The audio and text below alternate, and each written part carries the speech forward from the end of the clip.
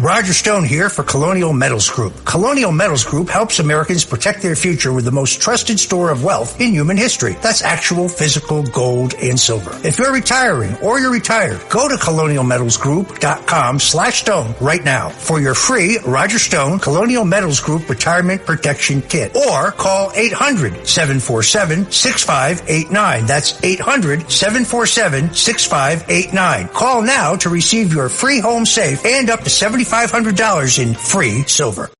It's a common sense recap of the big stories. It's Katz and Cosby on 77 WABC. Breaking news, WABC. Holy cow. The amount of news we have today is phenomenal. Stand by. First of all, there was an admission. According to the New York Post, down in the Department of Justice. Judge Weinberg, would you start the conversation off? The chief spokesperson for the U.S. Attorney for the Southern District of New York, a fellow named Biasi, was recorded secretly, and he said as follows, that the case brought by Alvin Bragg, the Manhattan DA, against Trump was nonsense. The case against Trump brought by Letitia James, the Attorney General of the state of New York, against Trump was nonsense. The case against Trump brought in Georgia by local prosecutor Fannie Willis was nonsense. All of it was motivated by Get Trump. It was lawfare using political purposes and misusing the judicial system and the prosecutorial system. Holy cow. And driven by the White House, Trump declared his candidacy for president November 15th, 2022. In the next 2 weeks, a top official from the Justice Department goes to help Bragg with his case. The Attorney General appoints Jack Smith who as special counsel for the January 6th case and the Papers case. And Wade, Fannie Willis's significant other, in 2 weeks after Trump declares. All these things happen. Yeah, go to the White House. No, right. Why is a local prosecutor going to the White House? This comes from the White House. Just look at the timeline. Oh, my God. And to now have it, what's really big is we all sort of suspected, if you look at it, but it is damning that it's now on tape from someone at DOJ. Governor Patterson, any comments? I mean, that's shocking. I have no comment. Spoken as a true Democrat. But I must say, the governor's silence is damning indeed. It is. I mean, I'm shocked. I'm shocked that this came out like this. It is shocking. This is what we used to condemn when it went on in foreign countries. And now, I'm sure there'll be a reaction to this, but this is just, we take oaths when we get into office, but apparently they don't mean that much. I wonder if it goes all the way up to the Attorney General himself. Oh, listen. It may go beyond that. He had to know. He had to know. Okay. I'm saying right now that Merrick Garland, who could have been on the Supreme Court of the United States, when his appointment with Weiss, the special prosecutor, in itself is a problem. The person who is running this is Lisa Monaco, who is the Deputy Attorney General, number 2. And she, a New York Times reporter, said she was so trusted politically by the White House, they appointed her before they appointed the Attorney General Garland. So she's the White House in the Attorney General. Garland's rubber stamp everything. Listen, we want, me and you, Ed Cox, we were at the lunch today at the Economic Club. Sure. Yep. And President Trump spoke. And one of the things he spoke about is restoring the rule of law in our country. You're the lawyer. I'm only an honorary lawyer with an honorary degree. You tell us. That is exactly right, and he's right. This is lawfare. It's never been done before in our presidential elections this way, and it is a new element, and we have to stop it, and he has pledged to stop it. And they went after the candidate, the president, the former president of the United States running for the current office.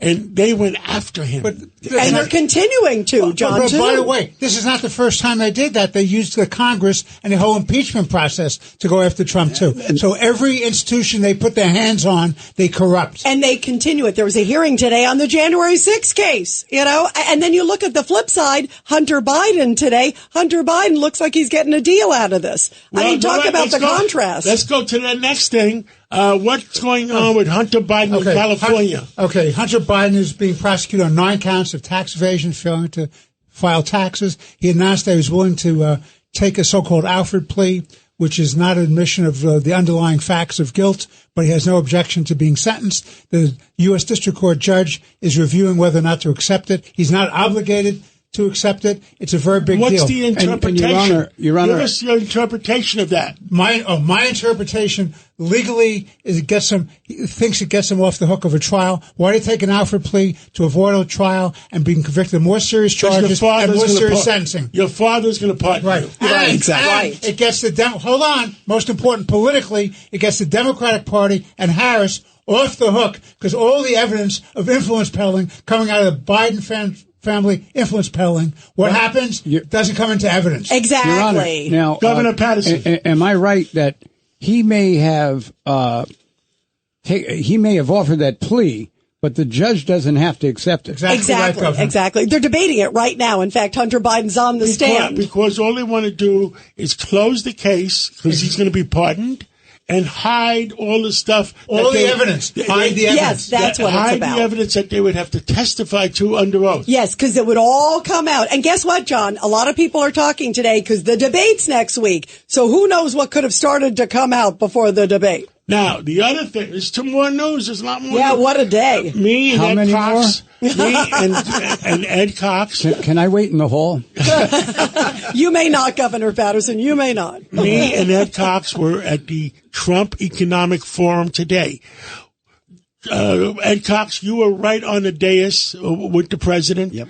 Tell us your most impressed comments that he made. I was very impressed when he talked about smart tariffs, not blanket tariffs, but smart tariffs, which do not create inflation, but put us in a negotiating position, particularly with China. And that's what he's about when he's talking about tariffs. That's a major change from the general statements he's made in the past. And it's the right way to go. Larry Kudlow was right next to me and he said, that's the way to go.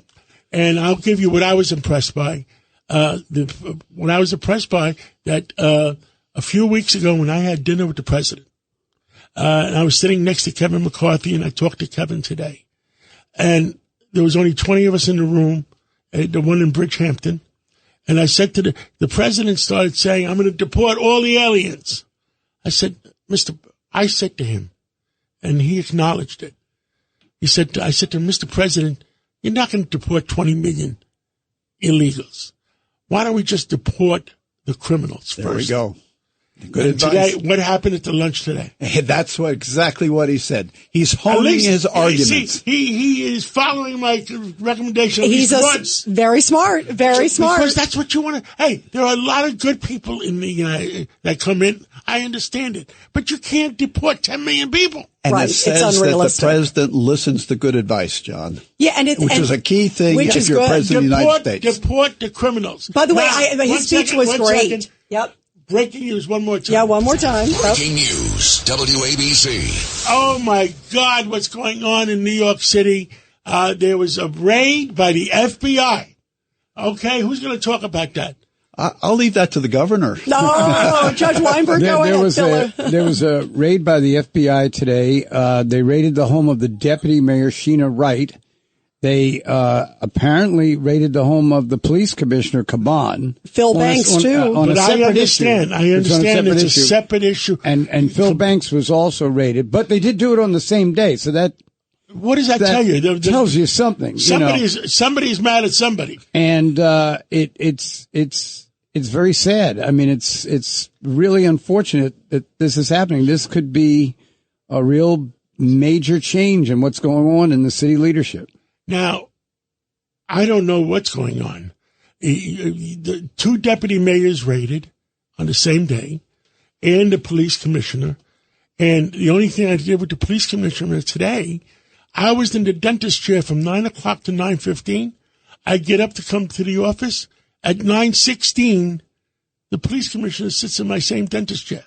Wow. He wanted you to hold his cell phone for him. I don't touch it. You still have it, John? Good line. Can I remind everyone, just because this is just investigative, just because there's a search warrant issued and executed doesn't mean that there's Anybody's guilt guilty. or innocence. Absolutely. You have Absolutely. people are entitled to presumption of innocence. There is no charges pending against any of these people. Before anybody rushes to judgment, give them a break. And all of this started way back when Mayor Adams was headed to the White House to say something about illegal migrants. Yeah, the timing, you're right. And that's when they took away his What a coincidence, Ed Cox. Yes. Time out. I'm going to make one more comment before we go to you, Rita. Okay. Goes back to what we started the conversation with Judge Weinberg, that it could be another BS affair punishing Eric Adams and his crew for daring to go to Washington and meeting the other 6 black mayors and threatening to go and lobby Biden for more money for our inner cities. Governor Patterson, that could be it too. Well, one thing that we know is that there have been reprisals for people who seem to speak out against a lot of those policies. And a lot of the other elected officials remain silent. I thought Mayor Adams was very brave. Mayor Giuliani and Mayor Koch, they supported the police big time, but they didn't have anybody threatening them or trying to come after them. And if that's the case, I think we're looking at a mayor who is being bludgeoned, but really at heart is a hero for this. Well, I think we got to start the regular show. Did we do enough ourselves? I guess we're going to do our own minicast. What a day. Rita Cosby,